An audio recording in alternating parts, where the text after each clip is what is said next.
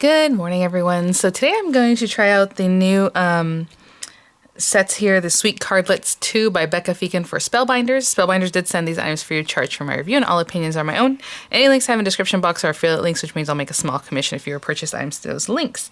I did show these right after the new launches here in May, but I'll go over them again. This is a Cup of Kindness, and these are glimmer foil related products, so I'll talk about that in just a minute. And then we have a little birdie here, and we'll talk about that one in just a minute. And then we have the hem stitch slimline dies, which is really cute. So what happens with the Sweet Cardlets is they're meant to make small cards, you know, like about this size, maybe a little bit bigger. I'll measure this guy for you. But we do have the slimline so that you can put these on there like a topper, kind of like a card topper. We have, it's about just over 3 inches, just under 3¼ inches square on this guy, and this guy's kind of a similar spacing. It's maybe 3½ inches actually, if you're looking at the flower to like the edge of this flower.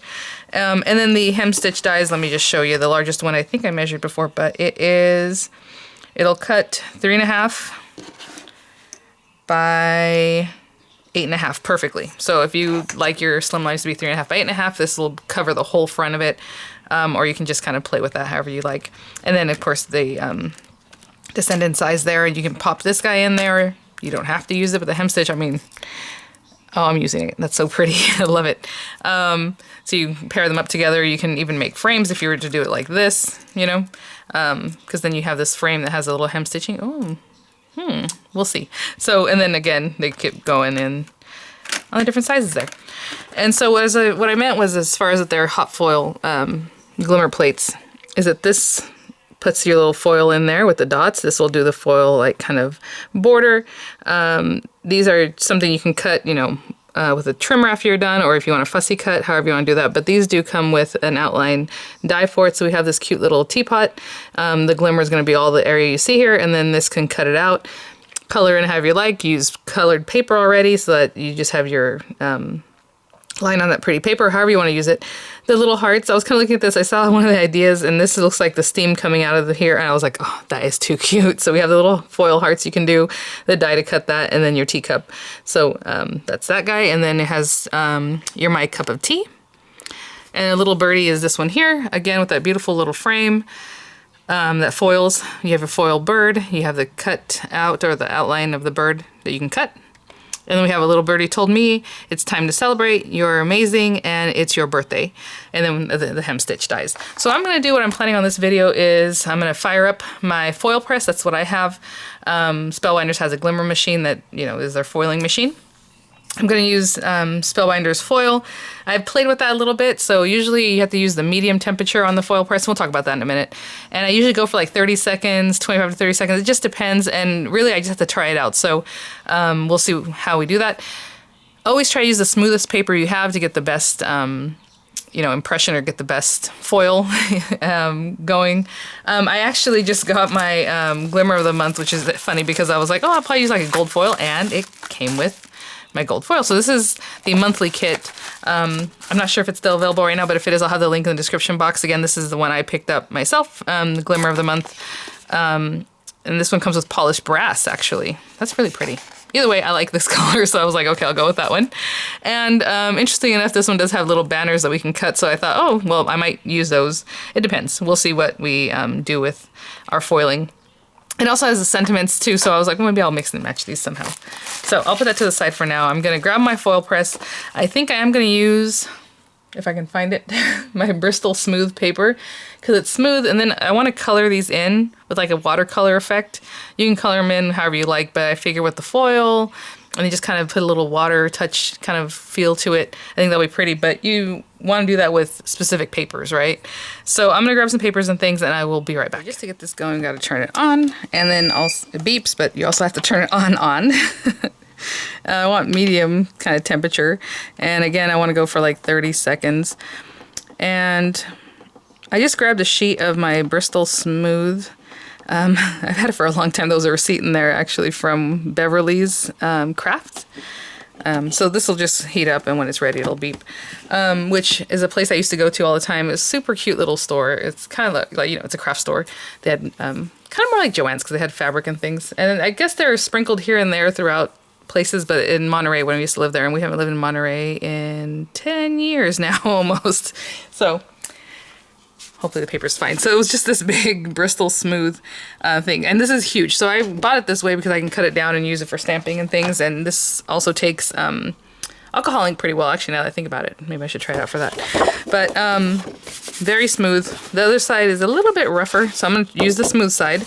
I'm going to trim this down because this is a huge piece that I just took out of there. These are the other pieces that we need. Sometimes I use the metal shim, sometimes I don't. It just depends. So again, this is new paper for me to use in this, so I'm going to try it out, see what happens. And if I need to increase the pressure, I'll add that shim, maybe a paper shim. It just depends. I always say use the thinnest amount of shim that you need to make something work, instead of really putting that pressure on your machine, you know. So that's just how I do it. I'm trying to see, I don't know if I want these both at the same time. I'm not really sure actually what I was going to do. Let me see this. Yeah, because this is just a foil plate, so you have your little, it'll foil this piece. And we can foil these together and then pop this little guy up on top, or foil this, then foil this. I'm not sure. I might try it together. We'll see what happens, because sometimes I think this is small enough that it's not going to impede the foiling on the other sides.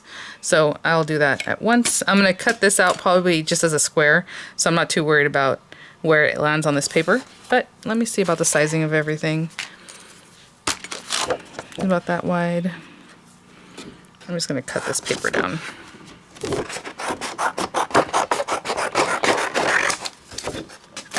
And I'll probably use this paper for the whole project, even though I don't need it for, you know, like even for this one, I'm not going to put any water on it or anything like that, but I'll just use the same paper throughout. And so I have that. And I'm going to cut down a piece of foil. Get it ready. What was I watching the other day? I had seen something, and somebody was mentioning that she takes the little sticker off of here and puts it on the inside of the foil roll, in case you don't keep the casing. That way you know what it is, because like I said, I thought this was gold, and I'm like, oh, it is polished brass. So sometimes it's hard to tell the difference with the colors. So that's a smart idea, and it comes right off. So just pop it in there, and you'll have it inside, and you know what color you're using. So I'm going to cut a piece of foil that's basically the exact same size, just so you don't get too much over foiling, and then you don't waste your product either. So I'm just taking that off. I need to get that little glimmer foil cutter trimmer. It looks really good, because right now I'm going to kind of mess with this. But you put it down, you put it in there, and it has a little cutter. Kind of helps you cut it a little easier. This stuff is pretty floppy. I probably should use sharper scissors. Okay. There, and I'll even cut this piece off, and maybe I'll use that for my sentiments. Right, that piece that's left. I always just kind of wrap it back around. Alright, this thing is still warming up. It'll probably be pretty soon here, but I have my pieces. I'm ready. I'll be right back as soon as it's done. Alright, I got my beep. So, it's best to have everything ready so you don't overfoil, you don't get too, all those things. Again, whatever paper you have, it might be thinner, it might be thicker. It might just be a paper that doesn't really like to take to foiling, or whatever. There's lots of different things, but you got to try it out. You can do a test run, So I'm going to have this ready, like I said. Where's my paper? Here it is. Okay, I'm going to put this down. So my only fear about this is hopefully that these don't move. You know what I'm going to do before I do that? It's because I'm doing this a little bit differently. Usually I want to know exactly where I'm placing it, but right now it doesn't matter, because I'm going to cut my paper down however I feel. So I am going to actually stick these together from the back, from this side, just to hopefully not have it move. And I don't even know if that's an issue, but I just don't want that to be an issue, so I'm going to do that. Oh, yeah, maybe a little bit higher up on this guy. And the reason I'm doing this up in the air, actually I can do this down on my table, is because you don't want it to get hot, hot, hot. The whole time it's sitting here, it's heating up, and you might end up being a minute, heating it up instead of the 30 seconds you thought or whatever. So I think that's good, just to give it a little something. So like right now, it's already starting to heat up because it's sitting here. Your foil, when you're doing it this way, needs to be ugly side, or it's not ugly, but the side you don't, facing you, because I'm going to press start. And then your paper, because what's going to happen is, and I want the smooth side facing down, the smooth side. And some people like to put, everything together at once, and some people You know what? I feel like I'm gonna go for it. I'll use the metal shim too. Just because I can kind of feel, I don't know, I feel like I should use it. And some people like to keep everything on here while it's heating up. Some people just do the foil with the plate, you know, and the paper while it's heating up. But it doesn't matter. I do it differently every time, I think. Okay, it already beeped. That's our 30 seconds. I'm going to take this and we'll see. Again, I haven't really used a Bristol Smooth in here before.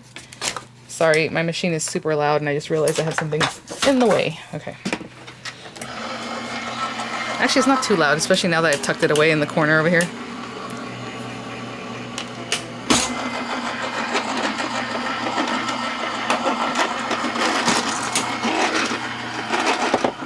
And let's see how we did. I do have my little... Ooh, yeah, that was a lot of pressure. Oh no, that might have been a little too much pressure. Oopsie, I'm getting all this stuff taken off here. Oh yeah, you know what? I'm gonna do it one thing at a time. I'm gonna do the frame, and then I'm gonna come back and do this guy. And I'm not gonna use the metal shim because I mean it really pushed it through. I mean it's deeply etched in there. I can still cut this and use this actually. Okay. Let me cut my foil down and all that, and I'll be right back. I'm gonna place this back in here so it stays hot. And I'll be right back. So I'm just gonna do that process again. I left this off to the side to cool because again, it'll just be hot and everything will be hot. So I'm gonna leave it separately. It kind of confirmed my suspicions. Whenever you have, put that there, let's say start, smooth side.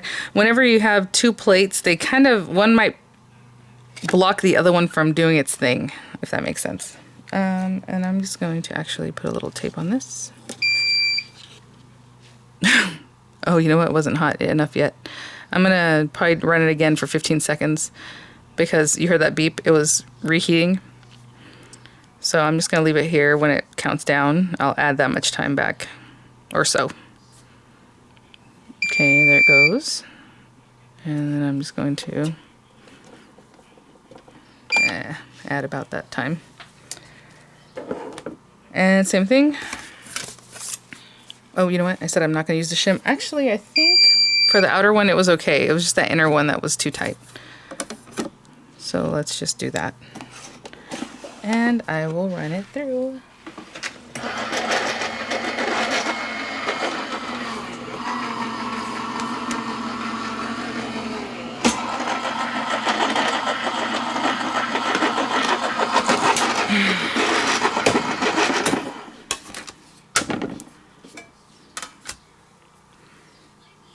We'll see. Yeah, so for that inner one, it was just too tight. On this one, you can kind of see that that's pretty good. Look, I mean, you can kind of just tell by looking at it how it's pushed in there. That was pretty good. Ooh, not bad. I'm going to call that good because, again, it's the Bristol Smooth. I probably can go maybe 4 or 5 more seconds. You see on the top, it missed them. But I think that's good. So what I'm going to do is... Ooh, a whole foiling session. Basically, ooh, what am I doing? Let's move this with this and then release it with that. I'm just going to foil a couple other things, which I'm going to cut this off of here so I don't have to keep running this through. The next one, and I'm going to cut this off too, is like my little bird. So I'll foil it first and then I will cut it out. Actually, does this middle... Oh, she fits in there. Okay. So I'm going to go back to 30 seconds.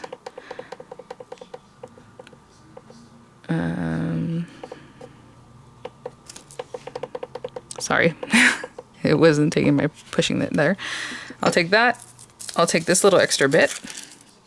And again, the smooth side of my Bristol.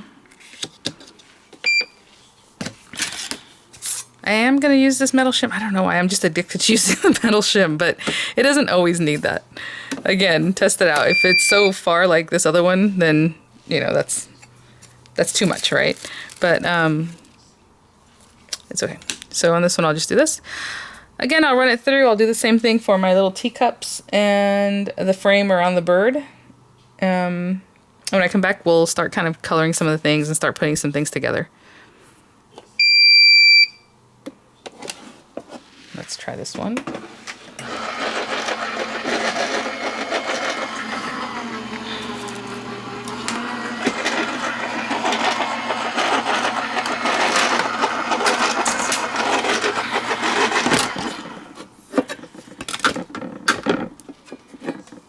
Ooh, see, this time it was also a little too much pressure, but aw. And we're gonna cut this guy out. Look at that.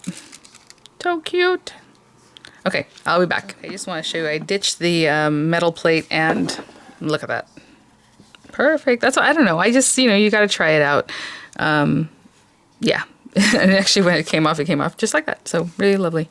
Okay, I'll keep doing my little images. I also quickly just want to show, just because what I was trying to say about having two different, like we had the frame and the inner together, and that one might obstruct the other one from doing its thing. It doesn't mean you can't put two things on one plate, okay? I just, those in conjunction, they were too close together. So let's see. Look, I mean, I'm telling you, 30 seconds on medium without the metal shim. I've been like, boom, boom, boom. Everything's popping. Like, how cute. Everything's just popping out. Super nice with that. Again, it's the paper. If I'm using something thinner, like Recollections paper, which I probably wouldn't use because it probably wouldn't give you a good result, but a thinner Nina or like something smooth, but if it's thin, you might have to add a shim. So you just got to try it, and you know, like I did, and you'll see if that works. If you need to add more pressure, if you take pressure away, and all that means is a paper shim, the metal shim, a couple of papers, a couple of pieces of cardstock, you know, whatever it is that makes it work for you. Okay, I'm almost done actually. I'll be right back. I think I have all my pieces. So on this is just a piece of beige heavy duty cardstock. This is actually from Hobby Lobby, and look at that. Again, 30 seconds, no, you know, shim at all. I did that with everything, and everything pretty much came out just right. So that's great. I'm going to take this off of here. I was just trying to make sure I have my sentiments and things. I think I might need one more sentiment because I have these pieces for this. So if you can see, the Bristol Smooth is white, but it's not like stark white, so it's a little different color. We have our beige cardstock here, and then these are my things for my tea. All my little pieces here in white, and then I have beige accents and this other piece here. So you're my cup of tea. Oh, you know, a little birdie told me, and then I need the sentiment for the inside of the card. So I'm just going to do a quick sentiment. You know, it's, let's see, you're amazing. That's cute. And I'll do this guy. I think this beeped, it's ready to go. And I'll finish it up. Okay, so I have my pieces that I want to color here. And I just grabbed some of these Arteza brush pens. I was testing it out to see how well you can just kind of blur out that once you put down your color. And it kind of wants to saturate really quickly, like into the paper, so I don't think we can spread it too well. So what I'm going to do is just put them on a block or whatever you want to work on. Just put the colors down and then bring them in with a brush pen. You can use alcohol ink markers. You want to be a little careful with those because alcohol ink markers will color over, you know, the gold because they're alcohol ink markers. So you want to be a little more careful if you're using something like that. But I'm just going to go in and color, you know, my flowers, and I picked out different blues. Like I'll start with this like light blue. And I just put down some color on my surface like that. And then the darker blue kind of nearby.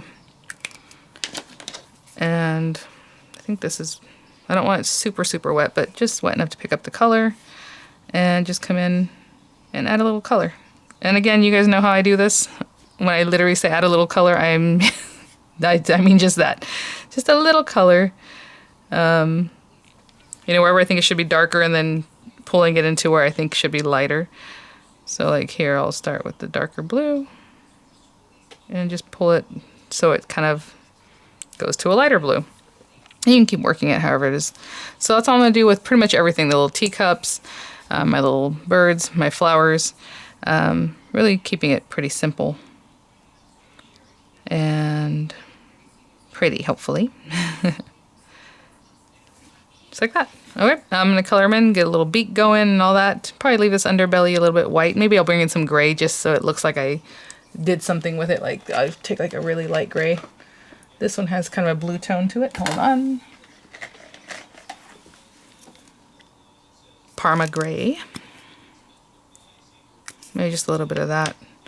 Just kind of come in here and put that down. But again, not too much. Just a little something. Okay, I'll keep working.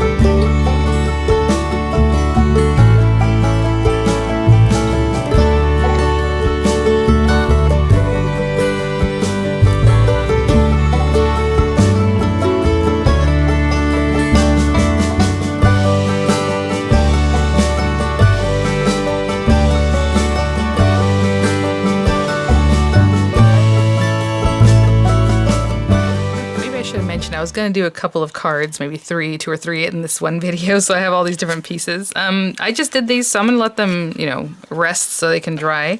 So those are all the pieces I want for that card. And this one too. And also what I'm going to do with these is I'm just going to cut this down with my paper trimmer, you know, or even a die if you have a square die that you can put on there that matches up real well. You can just cut it out. Same thing with this guy. I'm just going to cut around the edges, okay? And these guys, I'm going to do a little bit differently. Obviously, we're going to use our dies for this guy and for, you know, the teapot and all that.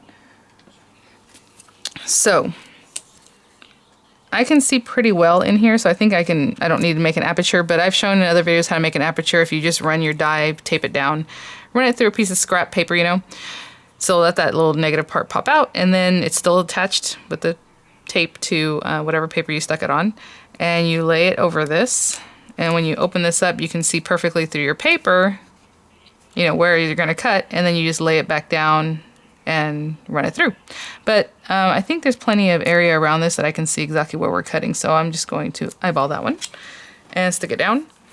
And I'm going to fussy cut this little frame because I think it needs it. It's so cute. I just want to cut it out. So to make all those little areas of it pop.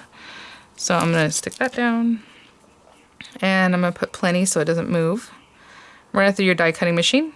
And like I said, this other one I'm going to fussy cut, just leaving some around the edge. I'll do the exact same thing with my teapot and cup over here.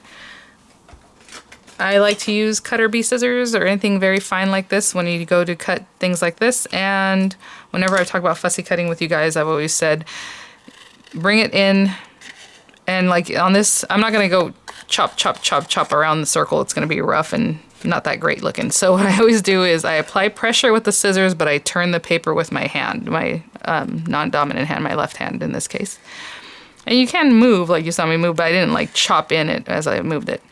And so I'm using this hand to turn a paper. I usually get rid of everything extra if there's a lot of paper around. And again, I'm just applying pressure and my hand is guiding my paper. Okay, I try to do it all at once just to make it smooth, but you know, I'll probably stop in a second because I have other things I was going to do before I got to this. Okay, I'm leaving a little white border like this. I'll just chop that off and just keep going. Okay, guys, I'll be back. Oh my gosh, look at this. So cute. I love the design on this. Like, just, I mean, and I just eyeballed those because like I said, you can see through it pretty well. Look at this one. I was even thinking, this is how I am. Sometimes I'm a little bit of a brat. I'm like, I always say use the least amount of pressure, you know, and then I start off with a metal shim. Like, why? You know, everything I did with it, just out the metal shim was amazing. It just came out just so pretty. So before I finish up and grab these things, what I want to do is this one, and I'm going to cut it with both of these. So I just got a piece of paper, like this is 8.5 inches. This cuts 8.5 inches. So I'm just going to place it on here and see, you know, how we go with that. But basically I just, you know, I'll look at how my words turned out and if I have it pretty straight, and if it's not, then I'll tweak this to kind of catch that, and this too. So I'm going to tape it together so when I run it through, everything will cut at the same time. So like I say, I'm going to take another minute to really line this up and just put some tape so it doesn't move, and I'll run this through and I'll be right back. So I have this guy. Let me remove this carefully. Oh.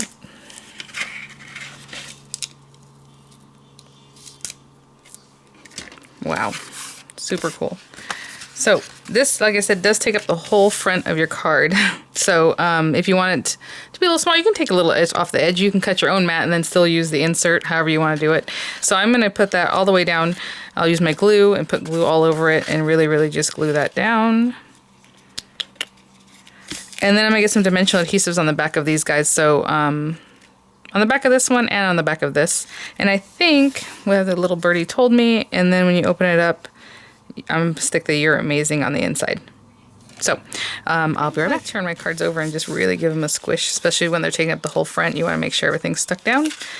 And I have some dimensional on this guy. And then we'll make a little cardlet out of the tea set. Oh, the tea set. So I'm going to put something like this because I'm going to put my little bird on here somewhere. So I'm just kind of eyeballing this. Maybe here's a good spot. The bird was so easy to color. I mean, well, I guess it depends on what you want to do, but he's just a little something here and there and a little orange on his little beak. And pop this on here, and then I'll glue the sentiment on the inside, that little "You're amazing." See where I want to put this little guy. It's kind of like this. Cute. And like I said, I'll just glue this down. Almost glued my card together on the inside somewhere like this, just so that when they open it up, it's kind of in the same area. Super cute. Add some little gems here and there, and that's one simple way to use the little card. And for the slimline, and then let me grab some colors for my tea set. So I've cut down all the different things. I just cut this simply. You can see that. You're my cup of tea. I might reduce it a little bit more. I have all these pieces here. I made a 4-inch square card base. Just 4 by 8 inches, scored at 4 inches. I have this piece of layering weight paper from the Beach Day card kit, but you can also pick up the paper on its own. I know people had asked about the paper in the video I did for the couture dress, and yeah, you can pick up the paper on its own. The link will be in the description box. Such pretty paper. I think I'm also going to stick this one down flat. This layer, and then I'm going to pop up the next layer, I think. I also chose a little die cut. I'm not sure if I'm going to use it. I just thought it might be cute to kind of tuck it in there, but we'll see once we get this down. And what's funny is I saw it and I thought, oh, that's a cute little frame, and then I popped it out. But it kind of looks like almost like a placemat. And then it had this "Take It Easy" in the center, which would be a cute sentiment for tea, right? But I had popped it out because I wanted to use it just kind of like a frame in the background. I'm going to put some dimensional adhesive on this and get it popped up. And then we'll add in the rest of our elements. And the little die cut that I got, those are also available outside of the card kit if that's something you're interested in. I'll have the links for both of those things. I'm going to pop this up here. And then I want this down. This is actually a few different pieces, but I kept those 2 intact. Something like that. If I end up using them. Our little steam. Our little tea. And then, you know, it's a small little cardlet, and I have this, and I cut it a little bit big. So I'm thinking I'm actually just going to put it right under here like this. I was thinking about tucking it here, but then it just covers up a lot of that bottom section, so I think I'm just going to stick it down. Yeah. Alright, so let's glue this guy at a jaunty angle. Super cute. In here somewhere. And then I'll glue this down at the top part. I could put dimensional adhesive on the back of this, but I think it's so nice and sizable that this will hold it in place. And let's move it over this way more. So we're centered. I'm looking at the little scallops on either side of it to see if I have it pretty straight there. And let me get some dimensionals in the back of these little guys, and we'll put them on the top. Okay. Sorry, I placed them there. I haven't pushed it down quite yet. And then our little teacup. Yeah, I always like to put them in angles. I don't know. Then we have our little steam. Super cute. And there's that one, and then we have this little guy, and then I brought out my gems. Again, I'll just go through, and I always try to put them down, like a large one, a couple small ones, just kind of fun here and there. I am in love with these. I mentioned that the other day. They are actual crystals. They're glass, so they just reflect the light like just so beautifully, and they feel so nice. I think that's the difference here when you actually have glass crystal. They just, oh my gosh, I know it's hard to tell because of my lighting, but so pretty, the facets on there. All right, guys, so I'll pop some of these on here. I'll have some images for you guys. I'll have the links in the description box. Hopefully, you know, you learned a little bit about foiling. Again, less pressure to more. The timing is usually, you know, 15 to 30 seconds. It depends on the size of your die, things like that. But just have fun with it. You know, sometimes there's some that just won't come out and it was too much pressure or too little, and then just try it again. And then, you know, once you got it, then everything else, like I said, just falls into place. Everything else was 30 seconds, just the plastic, no metal shim, and boom, boom, boom, they all came out. All right, guys, thanks for watching. Thank you so much, Spellbinders, for sending these items for my review, and I'll see you guys at the next one. Bye now.